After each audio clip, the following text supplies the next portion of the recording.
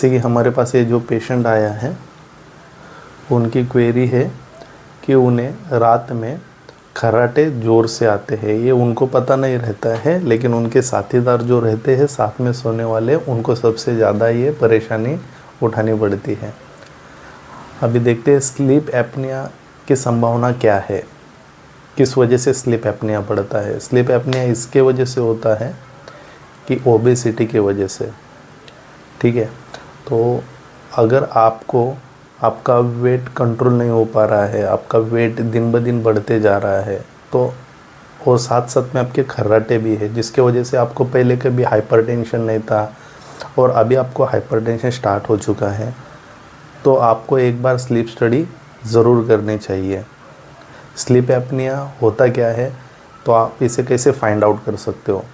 तो आप जो भी नाइट में जो पेशेंट सोता है, तो उनके जो कॉलीग्स रहते हैं या हस्बैंड रहते हैं या वाइफ रहती है, वो उन्हें मॉनिटर करते हैं कि जैसे उनके खर्राटे होते हैं कि बीच बीच में उनकी सांस रुकती है और वो झटक से उठ के बैठ जाते हैं, या उनका गला जो है वो ड्राई होना चालू हो जाता है, जिसके वजह से उनको वॉशरूम जाना, वॉशरूम से आने के बाद तुरंत पानी पीना, ये एपिसोड पूरी रात उनको चलते रहता है, जिसके वजह से उनकी नींद जो है वो पूरी रात डिस्टर्ब रहती है।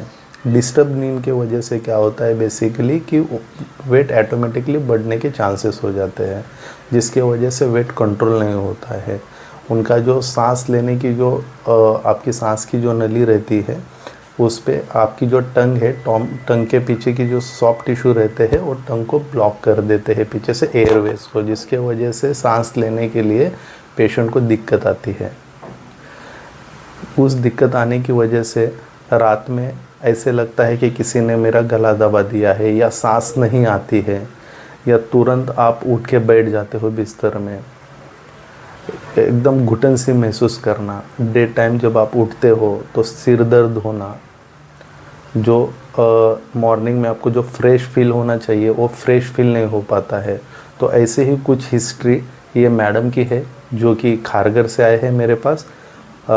उनका वेट जो है वो 98 kg है, एज उनका है 35 इयर्स। उनके हस्बैंड ने बताया है कि ये रात में बहुत स्नोरिंग करती है, जिसके वजह से इनको हाइपरटेंशन और डायबिटीज टाइप्स 2 जो कि स्लीप एपनिया की वजह से होता है।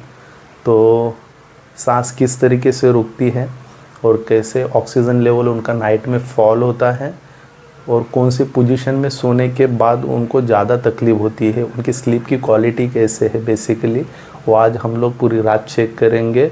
और उसके साथ में उनका ऑब्स्ट्रक्शन जो है वो किस तरीके से मैं ख़त्म करता हूँ, जिसकी वजह से ऑक्सीजन जो फॉल हो रहा है वो किस तरीके से मेंटेन हो पाएगा, वो भी मैं आपको दिखाऊंगा।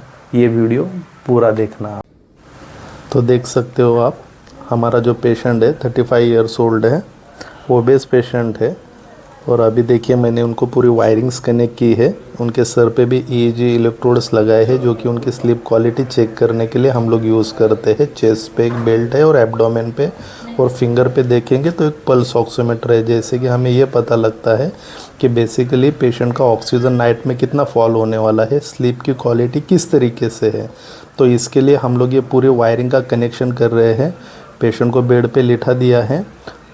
अभी हम लोग लाइट्स ऑफ करेंगे और हमारे मॉनिटर के ऊपर हम लोग अभी देख रहे हैं कि किस तरीके से पेशेंट को ऑब्स्ट्रक्शन होता है और उनका ऑक्सीजन लेवल कैसे फॉल होता है, ठीक है।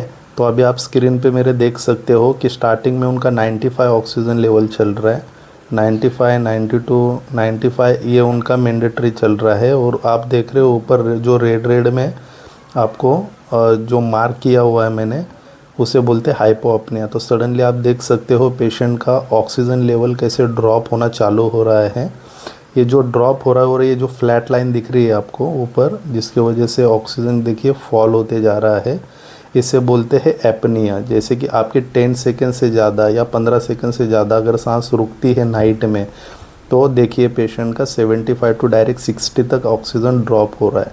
ये आप ऊपर देख सकते हो, पूरी लाइन फ्लैट है। और रिदम देखिए उनकी सांस लेना छोड़ना, और ऊपर स्नोर का देखिए मार्क किया हुआ है मैंने उसी लाइन। तो आप देख सकते हो कि कैसे ऑक्सीजन लेवल उनका फॉल होते जा रहा है। जो 60 तक ड्रॉप हो रहा था, जैसे ही पेशेंट और डीप स्लीप में सोने जा रहा है, वैसे ही पेशेंट का देखिए ऑब्स्ट्रक्शन की वजह से उनका 67, 65, 62, 63 इवन ऑब्स्ट्रक्शन पूरा ऊपर देख रहे हो आप, पूरी फ्लैट लाइन चल रही है। तो आप देख सकते हो कि ये जो पेशेंट है पूरी रात कितनी स्ट्रगल कर रहा है ओनली ब्रीथ के लिए। पूरी रात इनकी ब्रीथ जो है वो स्टॉप हो रही है। जैसे ब्रेन अलर्ट हो रहा है कि ऑक्सीजन प्रॉपर नहीं मिलने की वजह से बॉडी तुरंत झटका दे देती है, जिसके वजह से वापस उनका ऑक्सीजन लेवल अपर वे पे आ जाता है। वापस उनका जो ऑक्सीजन है वो पूरी रात फॉल होते रहता है। ये पूरी रात ये स्ट्रगल ये पेशेंट करते रहता है, जिसके वजह से बॉडी के अंदर का जो CO2 लेवल है वो इंक्रीज़ हो जाता है और पेशेंट का वेट कभी भी रिड्यूस नहीं होता है। तो इनको अभी इनका जो ऑब्स्ट्रक्शन है वो मैं किस तरीके से ख़त्म कर देता हूँ और बॉडी का ऑक्सीजन लेवल कैसे मेंटेन रखता हूँ, ये आप देखेंगे मेरे नेक्स्ट वीडियो में।